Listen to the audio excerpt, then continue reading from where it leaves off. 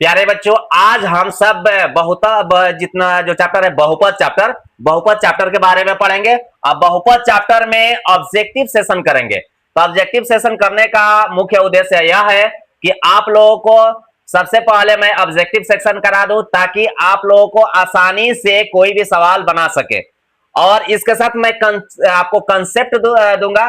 Concept कराएंगे, या concept क्यों कराएंगे? क्योंकि जो भी सवाल आप बनाएंगे कंसेप्ट के थ्रू बनाएंगे, इसलिए कंसेप्ट को देखना मत भूलिएगा और ज्यादा से ज्यादा अपने दोस्तों तक पहुंचाइए इस वीडियो को, ताकि आप लोगों को बेहतरीन सवाल, बेहतरीन ऑब्जेक्टिव और सही रिजल्ट मिल सके। चलिए हम लोग बात करते हैं।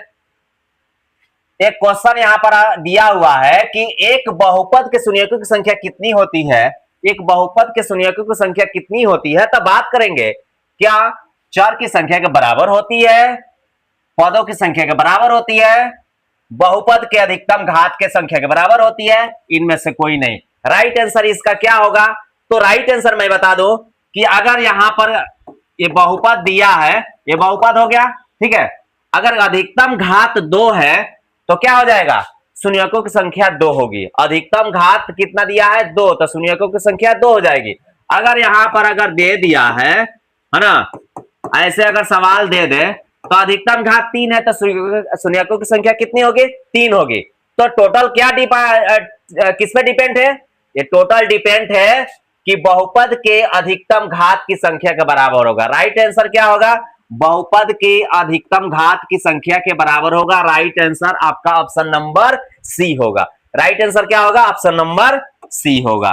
चलिए नेक्स्ट क्वेश्चन को देखिए, यहां पर ऑप्शन नंबर सी आपका राइट आंसर होगा। क्वेश्चन नंबर 2 में चल रहा है, तो क्वेश्चन नंबर 2 आपसे क्या कह रहा है?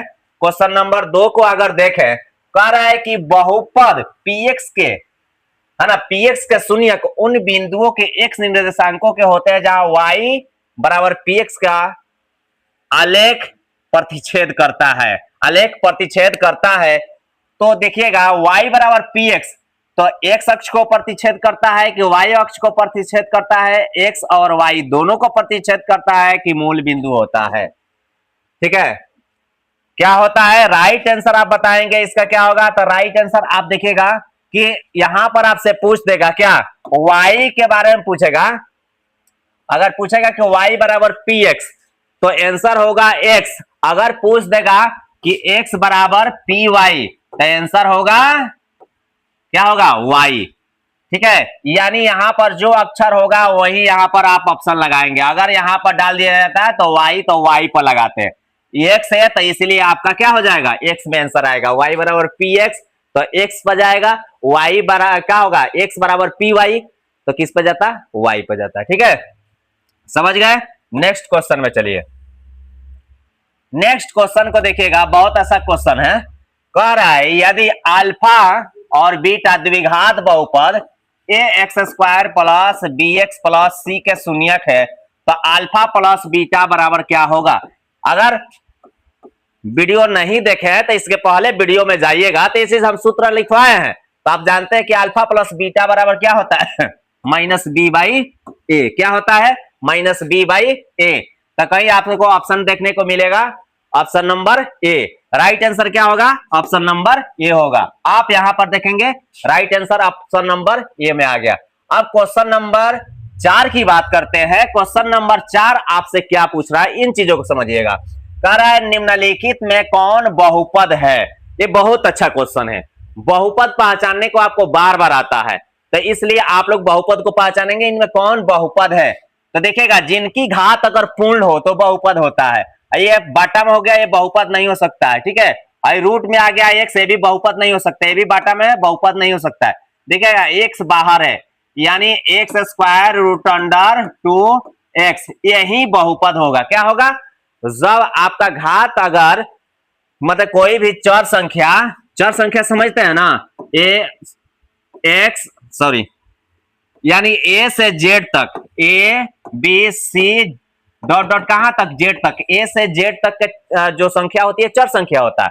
अगर इस पे कोई अगर रूट आ जाए, a पर आ जाए, चाहे रूट x पर आ जाए, रूट y पर आ जाए, रूट हो जाए, या इसमें अगर बाटा में हो जाए, ठीक है, ये माइनस में हो जाए या बाटा में हो जाए, तो ये क्या होता है मेरे भाई, ये क्या होता है, तो ये बहुपद नहीं होता है। तो बहुपद कब नहीं होगा, जब घात पूर्ण होगा, है ना, चर संख्या रूट में नहीं होगा, या बटा में नहीं होगा, या पावर माइनस में नहीं होगा, ये तब जाके ये क्या होगा, बहुपद होगा। तो राइट आंसर क्या होगा आपका, राइट आंसर में अगर चले, ठीक है, राइट आंसर में चले तो राइट आंसर आप देखेंगे, राइट आंसर क्या होगा आपका, ऑप्शन नंबर ये होगा, क्या होगा, ये होगा। ठीक है, इसके बाद अगर देखें, यहां एक क्वेश्चन आप देख रहे होंगे कि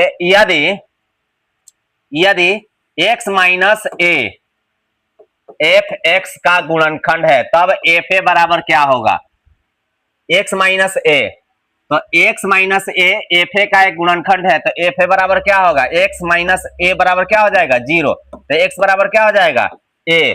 तो राइट आंसर इसमें क्या देख रहा है, एक गुणनखंड होगा, तो गुणनखंड होता है तो आप जानते हैं कि शेषफल कितना होता है, 0, क्या होता है, शेषफल 0। तो इसको देखिएगा, शो करेगा शेषफल में 0, क्या होगा, 0।